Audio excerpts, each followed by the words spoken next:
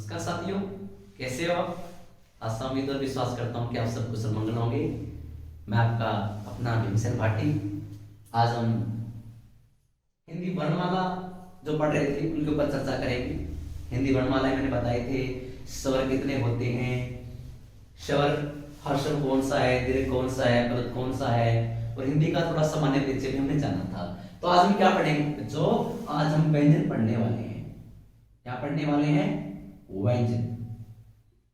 तो सबसे पहले आपको पता होना चाहिए कि व्यंजन क्या होते हैं, किसे कहते हैं व्यंजन।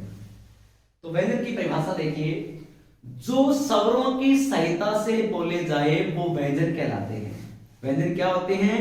जो स्वरों की हेल्प लेकर बोले जा रहे हैं वो क्या होते हैं? व्यंजन कहलाते हैं। देखिए, कोई भी व्यंजन है उसके अंदर क्या होता है? स्वर मिला होता है, तो वो व्यंजन होता है। तो स्वरों की सहायता से बोले जाने वाले वर्ण कौन से होते हैं?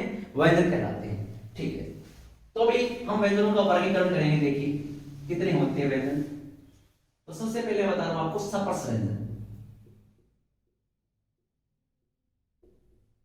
सपर्श व्यंजन कौन से होते हैं? देखिए, जिन वर्णों का उच्चारण करते समय जो हवा है वो हमारे मुख में जीभ, दंत, तालु इत्यादि को स्पर्श कर बाहर निकल रही है, वो कौन से व्यंजन होते हैं? सपर्श व्यंजन। जिन वर्णों का उच्चारण करते समय हवा जो है वो हमारे मुख में तालु, जीभ, दंत इत्यादि का स्पर्श करके बाहर निकल रही है, तो व्यंजन कौन से हैं? सपर्श व्यंजन है। तो सपर्श व्यंजन कौन से होते हैं? देखिए, कै से मै तक होते हैं। कै से मै तक तो कितने होते हैं? 25। तो हिंदी में सपर्श व्यंजनों की संख्या कितनी होगी? 25। अभी दूसरा होता है अंतस्थ व्यंजन। अंतस्थ व्यंजन। अंतस्थ व्यंजन कौन से होते हैं? देखिए, जो स्वर और व्यंजन के बीच में रहने वाले वर्ण होते हैं वो अंतस्थ व्यंजन कहलाते हैं। जो स्वर और व्यंजनों के बीच में रहने वाले जो वर्ण होते हैं वो अंतस्थ व्यंजन होते हैं। जैसे य, र, ल, व। इनकी संख्या कितनी होती है? 4। अंतस्थ व्यंजन कितने होते हैं? 4 होते हैं। कौन कौन से? य, र, ल, व। और उसके बाद हम पढ़ेंगे ऊष्म व्यंजन। ऊष्म व्यंजन। ऊष्म व्यंजन कौन से होते हैं? देखिए, जिन वर्णों का उच्चारण करते समय हमारे मुख में गर्मी उत्पन्न हो, ऊष्मा उत्पन्न हो, तो वो कौन से व्यंजन होते हैं? ऊष्मा व्यंजन होते हैं। कौन कौन से हैं? स, स, ह। इनकी भी संख्या कितनी होगी? 4। उसके बाद शुक्त व्यंजन। शुक्त व्यंजन क्या होते हैं? जिन वर्णों का जो वर्ण दो व्यंजनों के योग से बने होते हैं वो शुक्त व्यंजन कहलाते हैं। शुक्त व्यंजन क्या होते हैं? देखिए, शुक्त व्यंजन, हाँ जी, जो दो व्यंजनों के योग से बनता हो। जैसे अब देखिए, कै और क्षय इनको मिलाएंगे तो क्या बनेगा? क्षय बनेगा। तय और रै को मिलाएंगे तो त्रय बनेगा। त्रय, ठीक है। जय और ऐ को मिलाएंगे तो गै बनेगा। और स और रै को मिलाएंगे तो शरय बनेगा। मतलब कहने का भाव क्या है कि ये दो व्यंजनों के योग से बन रहे हैं। तो साथियों समझ गए होंगे, शुक्त व्यंजन की संख्या 4 है। इन्हें शुक्त व्यंजन क्यों बोलते हैं? क्योंकि ये दो व्यंजनों के योग से बन रहे हैं। तो शुक्त व्यंजन हमारे होंगे अक्षय, त्रय, ग और स। ये होते हैं 4। ठीक है। और उसके बाद हमारे होते हैं अतिरिक्त व्यंजन। अतिरिक्त व्यंजन भी हिंदी के अंदर होते हैं। ये कौन कौन से होते हैं? देखिए,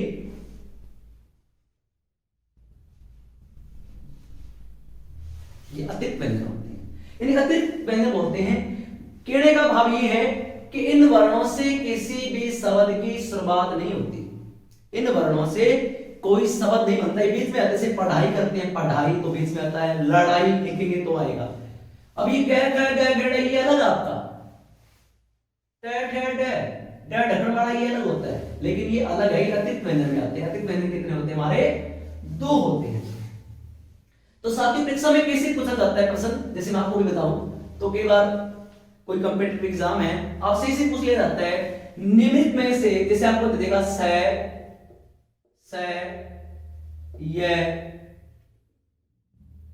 और मैं, ये दे दिया और फिर पूछ लेगा निम्नलिखित में से कौन सा अंतस्थ व्यंजन है। तो आप देखिए से हमारा उस समय आ रहा है, से उस समय आ रहा है और मैं स्पर्श में आ रहा है, पूछा क्या है अंतस्थ व्यंजन कौन सा है, तो हमारा ये अंतस्थ व्यंजन है। समझ गए होंगे। हो सकता है आपसे पूछ ले निम्न में से स्पर्श व्यंजन कौन सा है, तो पता हो आपको कैसे मेथड क्या होते हैं, स्पर्श व्यंजन होते हैं, कैसे मेथड क्या होते हैं, स्पर्श व्यंजन होते हैं। ठीक है, तो आशा उम्मीद करता हूं कि व्यंजन आप समझ गए होंगे। कई बार ये पूछ लेते हैं निम्न में से कौन सा संयुक्त व्यंजन नहीं है, अक्षय त्रय ज्ञ और सह दे दे सरगम वाला, तो कौन सा नहीं है, तो ये नहीं होगा। पता आपने ध्यान रखना है स्पर्श व्यंजन कौन से होते हैं, कैसे मेथड। अंतस्थ व्यंजन 4 होते हैं, यह रह लेव। उत्सव व्यंजन कितने हैं, 4 है, स ह। संयुक्त व्यंजन कितने हैं, 4, अक्षर त्रय ग स्र। और अतिरिक्त व्यंजन कितने हैं, 2 ड ढ। हाँ जी, थोड़ा सा इसी में और देख लीजिए स्वर कितने होते हैं हमारे, स्वर होते हैं हमारे 11। कौन से होते हैं, ए आ इ ओ उ री ए ऐ ओ औ, ये हमारे क्या होते हैं, 11 स्वर होते हैं। कितने होते हैं स्वर, 11 बताया था मैंने उस दिन पहले वाली क्लास में। 1 2 3 4 5 6 7 8 9 10 11, ये 11 स्वर है। और उसके बाद अयोग्य कितने होते हैं, अयोग्य है जिनका स्वरों के अंदर योग नहीं होता, जोड़ नहीं होता, ये 2 होते हैं, अंग और ए। तो देखिए हिंदी में कुल मैंने बताए थे व्यंजन कितने वर्ण होते हैं, सारे 52 होते हैं। तो 52 बन रहे हैं क्या, देखो हमारे, तो इनका जोड़ करो, मैं यहां कर रहा हूं, दिखाई दे रहा होगा शायद आपको। 11 स्वर, 2 अयोग्य, 25 स्पर्श व्यंजन, 4 अंतस्थ व्यंजन, 4 उत्सव व्यंजन, 4 संयुक्त व्यंजन और 2 अतिरिक्त व्यंजन। तो जोड़ करिए इनका, 4 2 6 4 10 4 14 5 19 2 17 19 2 21 और 1 22, 22 का 2, फिर अंश यहां पर 2 2 3 2 5 तो 52। तो हिंदी में कुल वर्ण कितने होते हैं हमारे, 52 वर्ण होते हैं हिंदी वर्णमाला में। और वर्णमाला किसे कहते हैं, वर्णों का समूह वर्णमाला कहलाता है। तो ये सारे जो वर्णों का समूह है ऐसे लेकर श्रेय तक, ये सारा क्या है, वर्णों का समूह वर्णमाला है। तो प्यारे बच्चों, विद्यार्थियों, साथियों, आपको पता होगा कि हिंदी एक ऐसी भाषा है, कैसी भाषा है जो ए अनपढ़ से शुरू होती है और ज्ञ ज्ञानी बना देती है। क्या बना देती है, ज्ञ ज्ञानी बना देती है। अगर कोई ज्ञ ज्ञानी नहीं बनता तो वो क्या बनेगा, श्रमिक बना देती है, श्रमिक परिश्रम करने वाला, मजदूरी करने वाला। तो आपको ए अनपढ़ से ज्ञ ज्ञानी बनना है, श्रमिक नहीं बनना। और ज्ञानी बनाने वाले हम हैं। तक्षशिला 2020 क्लास को अगर आप ज्वाइन करते रहोगे तो कुछ ना कुछ सीखते रहोगे। तो समझ में आया ना ये सारा, कोई बात नहीं। अगर इसमें आपको किसी प्रकार की दिक्कत लग रही है तो हम कंफ्यूजिंग और दूर कर लेंगे। दोबारा देखिए, व्यंजन वर्ग किसे कहते हैं, जो बिना किसी अन्य वर्णों के, जो स्वरों की सहायता से बोले जाए, जो स्वरों की सहायता से बोले जाए वो व्यंजन कहलाते हैं। और व्यंजन कितने होते हैं पता लग गया होगा, स्पर्श व्यंजन, अंतस्थ व्यंजन, उत्सव व्यंजन, संयुक्त व्यंजन और अतिरिक्त व्यंजन। हाँ जी, उसके बाद आपको थोड़ा और बता दूं मैं, उच्चारण स्थान भी पढ़ लेते हैं आज। देखिए,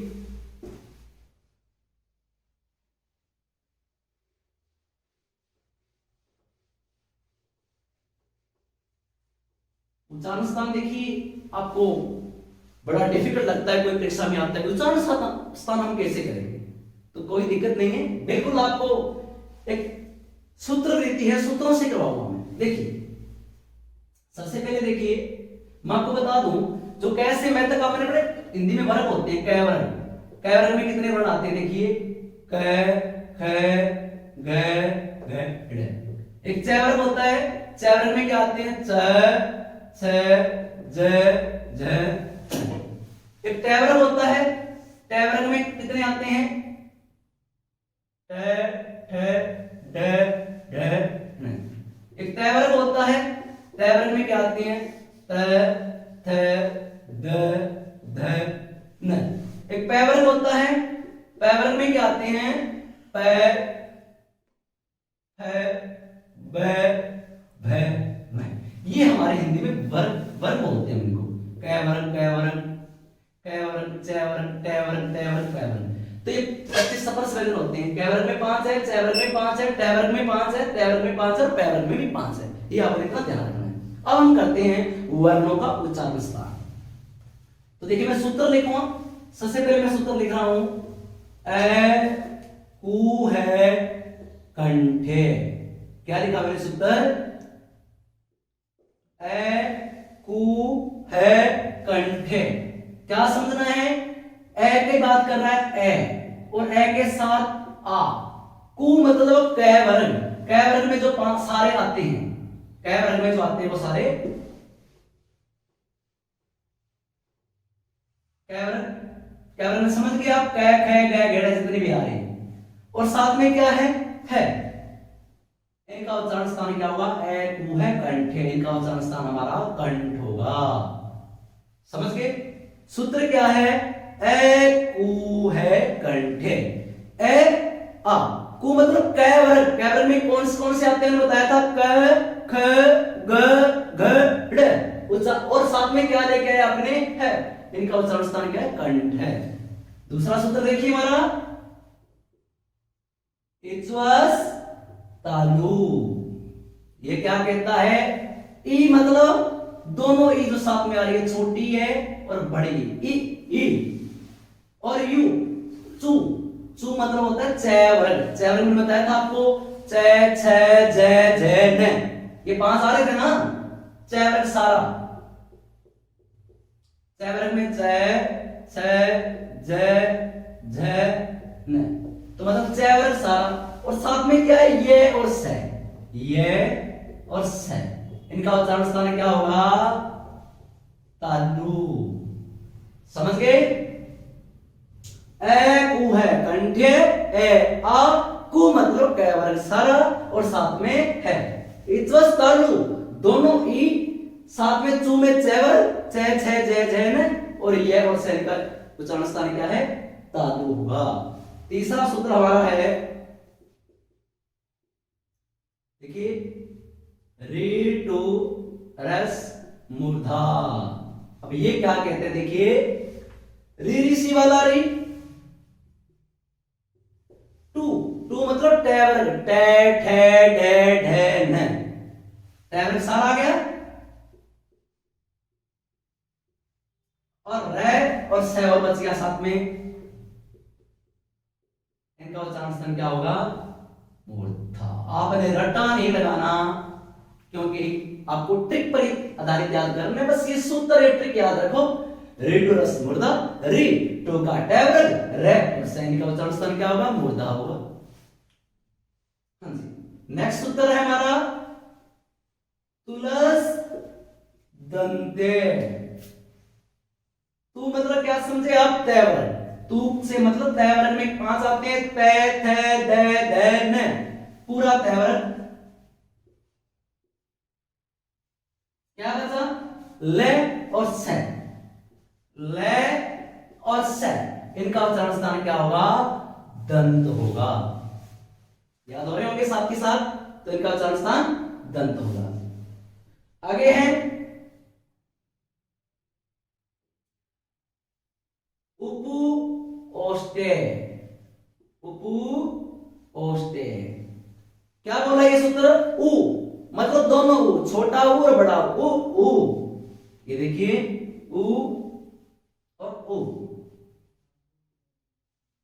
पु मतलब पैवर। पैवर में कौन कौन से आते हैं? पै फे ब भ म। ये पैवर हमारा। और इनका उच्चारण स्थान क्या होगा? ओष्ठ मतलब होठ होगा।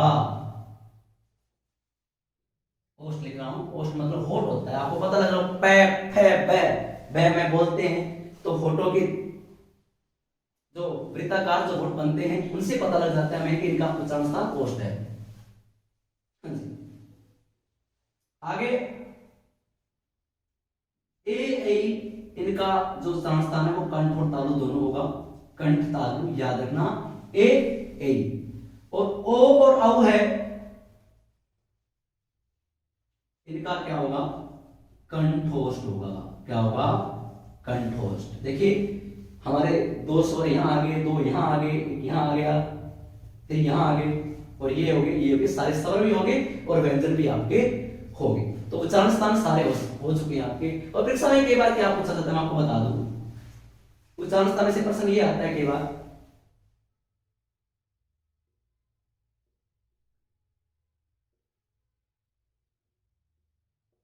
निम्न में से किसका उच्चारण स्थान तालु है। निम्न में से किसका उच्चारण स्थान तालु है, तो आप अपना सूत्र लगाइए। ए उ है कंठे, कै तो कंठ में आ रहा है, गै मतलब ये कै वर्ग में आ रहा है, नहीं है।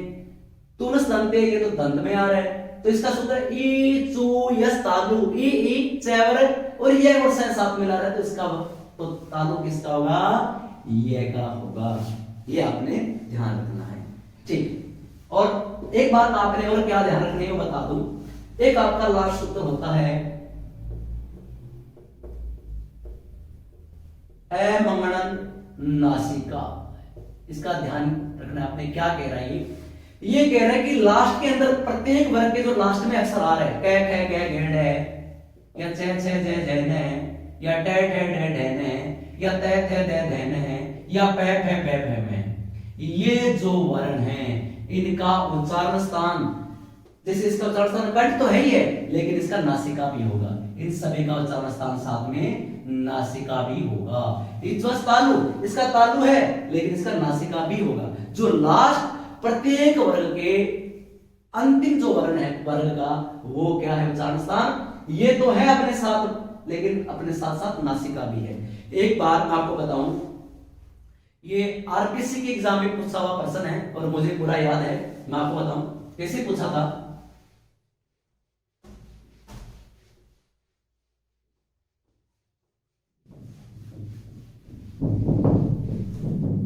ये मैं पूछा था, मैं का उच्चारण स्थान क्या है। मैं का उच्चारण स्थान क्या है, देखिए। तो कुछ क्या करके मैं बताऊं, ए में उसने दे दिया तालु और बी में दे दिया उसने ओष्ठ